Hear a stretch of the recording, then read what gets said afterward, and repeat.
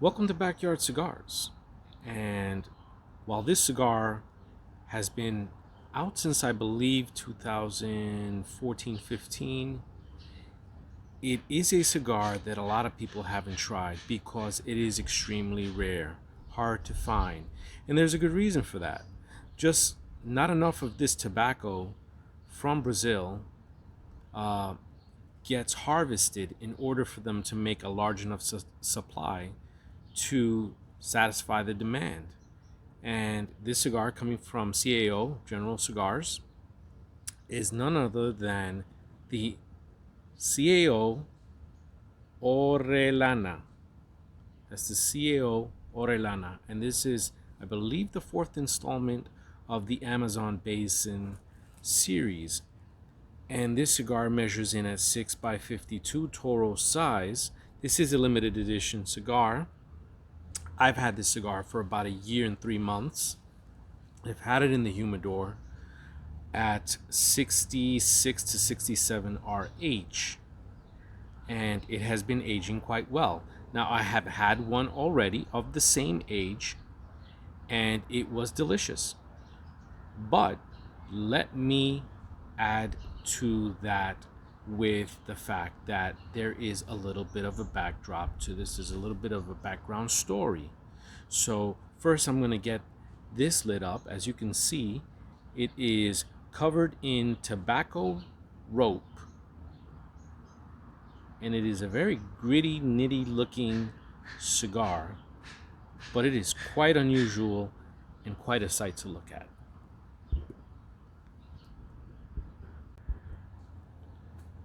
So the director of tobacco procurement for General Cigars is Ernest Kojai.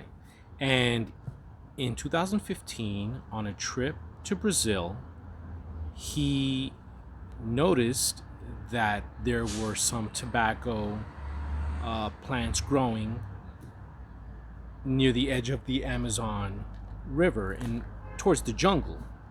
And from his description, what he said was he was incredibly interested in what the tobacco was like. And they told him to come back and that they would have tobacco for him. He said, no, I want to know what it's like now. I want to see it. And he did. And he liked it. He found it very interesting. And he bought it all.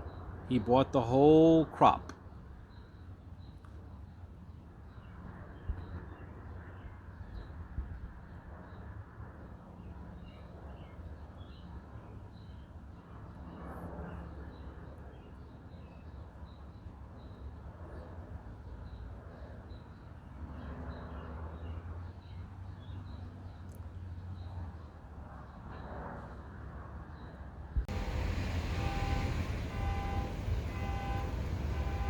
This is a delicious cigar, guys. This is delicious. It's incredibly smooth. It is full bodied. It is full strength. But you don't feel the strength as much because it's just so smooth. And it's so well done. The blend is so complementary. It's just, I savor every opportunity that I get to smoke this cigar because I know how I'm going to feel during and after.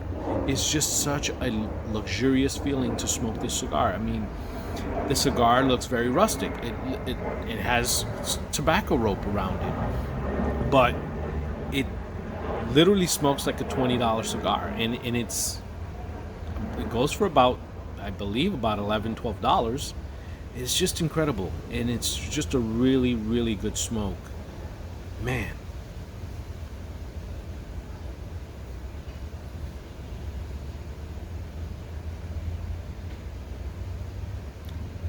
Nice amount of volume on the smoke, decadent aroma, just wonderful notes that are so well balanced. The woody notes, the little pepper, the coffee, slight sweetness, everything just top notch, top notch. So he found that these tobacco plants were just kind of growing wild. they had no set order. They grew wherever there was sunlight. They didn't necessarily grow in rows. They grew wherever they could. They could be 3 feet apart, 2 feet apart, or 7 feet apart. But he found it very interesting. Now, one of the things that I looked into was the tobacco itself, when and in the process that it was fermented, when it was ready to be used in the blend for the cigars, he said it wasn't like your typical ligero or Nicaraguan leaf that you could, it was thick, it was slightly moist, and what they did was that they cut it up into little pieces and sort of sprinkled it in and mixed it into the blend in order to capture some of that flavor. Now, this particular cigar here has a Brazilian Cubra wrapper. And most of these tobaccos are named after the regions, the areas which they're grown in. And very much like Arapiraca, and when you have some of the Matafina, and Bahia is the main place in Brazil where they're growing tobacco. But I actually looked up, this is a Commerce Manufacturers report, and it's from May 1884. And I wanted to know because these tobaccos have been grown by the natives for ages. So I was just curious. And in 1884, it says the principal tobacco producing province of the empire is Bahia. Although tobacco of good quality is grown in every part of Brazil, from the Amazon to the Rio Grande frontiers, some localities in the province of Amazonas have long been known for the excellent quality of their tobacco. And it goes on to talk about just all of the different regions and areas that are growing tobacco in Brazil. And this is 1884. This is a long time ago. So natives were indeed, as Ernest knows, growing this tobacco in this old form. Now, I told you about the wrapper, Brazilian Cubra. The binder is Nicaraguan. The filler has Brazilian Braganca. Now, Braganca is a type of tobacco similar to Andulo tobacco that is packed into tube cylinders and fermented in that way. So, like Ernest explained on one of his videos, once that has fermented, it doesn't come out the way you think it does. Obviously, you have to cut it up. Now, in addition to that tobacco, another Andula-like type tobacco is used in this blend as well, and that's Fuma and Corda. And Fuma and Corda is actually wrapped up in rope and left to ferment in that way. And that's a very, very old traditional way of doing it. And I'll just show you what it looks like. It looks like that. That's Fuma and Corda. Smoking a rope, or smoking rope. In this case, tobacco, right?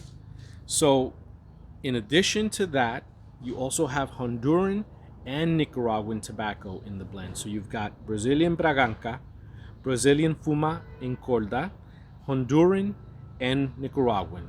So you've got a variety of tobaccos in here. You've got 2 Brazilian, and then you've got 2 Central American tobaccos in here. And right now the burn line is just a little off. I did have that issue with the previous one that I smoked.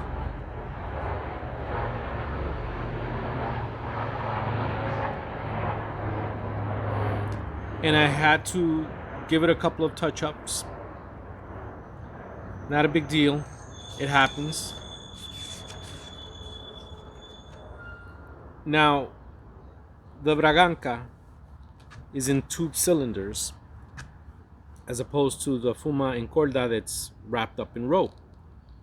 And you know, this man Ernest Kojai, he is just he knows so much about tobacco.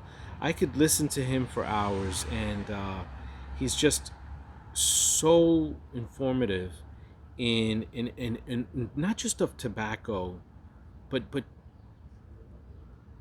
tobacco from all over the world.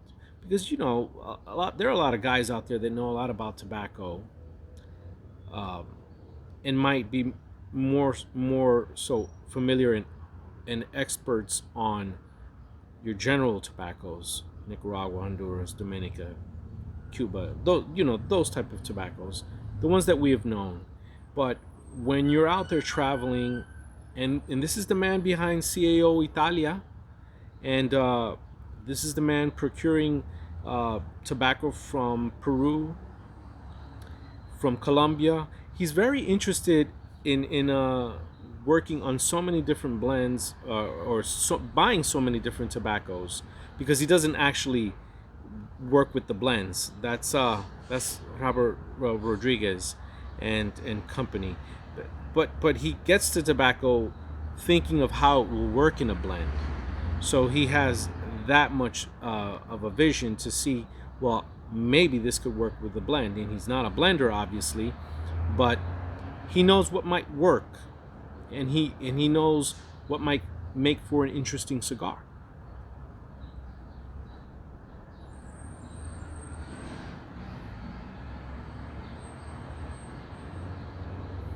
Now, as I mentioned, the cigar does have a year and 3 months on it. I'm getting nutty flavors. I was also getting a rich cocoa flavor that accompanied the nuttiness, and a bit of coffee. So that's what I'm getting so far right now. If my memory serves me correct, this cigar does take a bit to develop. It sort of blooms at a certain point, and it really just transitions marvelously, and I'm gonna let it do that. There's a natural earthiness to this cigar, and the tobacco that's grown in this region is grown without fertilizers. It is completely organic. And while it isn't a cigar that is using exclusively particular tobacco, I think it makes a difference. I think everything about what goes into the cigar makes a difference, from the wrapper to the binder to everything that goes into it, just everything. Um, the rare Brazilian tobaccos that are used here are just done masterfully. I mean, I think this is one of those type of cigars that when you can get them, they are definitely box worthy. And if you can only afford one or two, then get the one or two for sure. Actually, get the two. Don't get the one, because they show up every couple of years, usually about every 4 or 5 years, and they're gone very quickly. At one point, they didn't know if they were going to reintroduce them and sell them again. So there was a possibility that there were just going to be one-offs. But this line proved to be very successful for CAO and General Cigars. So they made a point of procuring more of this tobacco and making it happen for us. Now, the tubes that I mentioned that the tobacco is placed in for the Braganca tobacco from Brazil are called carotes, and I wish I had a picture of them. But all of this is just so old world, and at the same time is just so interesting to me. I thought that you guys would find it interesting as well, so you could look into it and look at the process that CAO takes or goes under to make these type of cigars.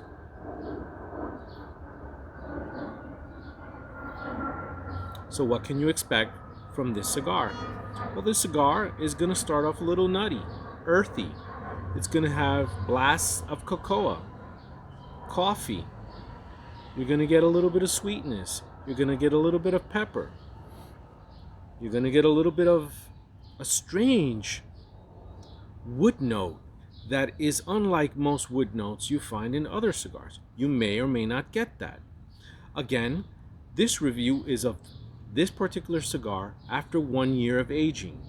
Having had it fresh, I can say there isn't a huge difference, other than what I found were that the pepper notes seem to be a little more robust, which is usually the case that I find when you have some pepper in a cigar that seems to shine a bit more when it's fresh and young.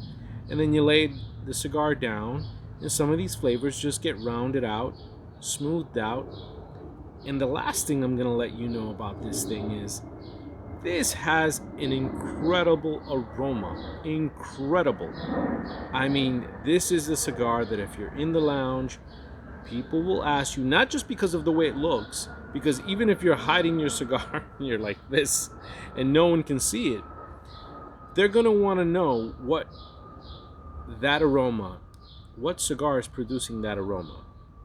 And rightfully so, because it is just such a delicious aroma. So I just want to thank all of you for watching this channel, Backyard Cigars, putting up with all of my long reviews that sometimes go on endlessly, and all of you that have been there for me from the beginning and up until now, my fellow reviewers and friends who frequent the channel when they get a chance. It's okay if you don't always get a chance to watch the videos. They're up. You can always go back to them at a later date. The important thing is to know that we're all in this because of the love of the leaf, and that's what matters most. So I bid you farewell and thank you for watching Backyard Cigars.